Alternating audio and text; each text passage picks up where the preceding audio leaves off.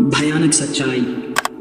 गांव के किनारे एक पुराना खंडहरनुमा हवेली थी जिसे लोग भूतिया हवेली कहते थे। इस हवेली के बारे में कई डरावनी कहानियां प्रचलित थीं, लेकिन असलियत क्या थी कोई नहीं जानता था।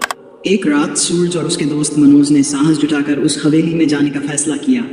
उनके मन में डर था, लेकिन जिज्ञासा ने उन्हें वहां खींच लिया। रात के 12 बजते ही वे हवेली के सामने खड़े थे। हवेली का दरवाजा टूटे हुए हालत में था और अंदर घना अंधेरा पसरा हुआ था।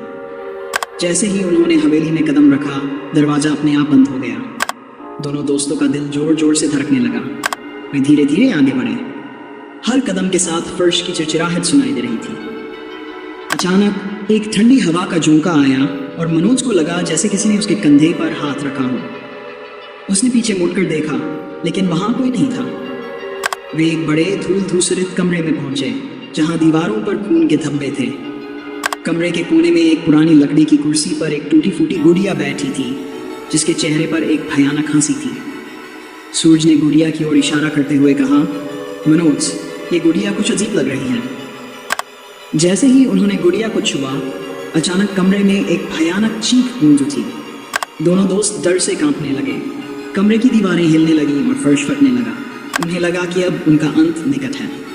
तभी दरवाजा खुला और एक धुंधली आकृति उनके सामने प्रकट हुई। वह आकृति एक महिला की थी, जो धीरे धीरे उनकी ओर बढ़ने लगी। उसके चेहरे पर गुस्से और दुख की छाया थी।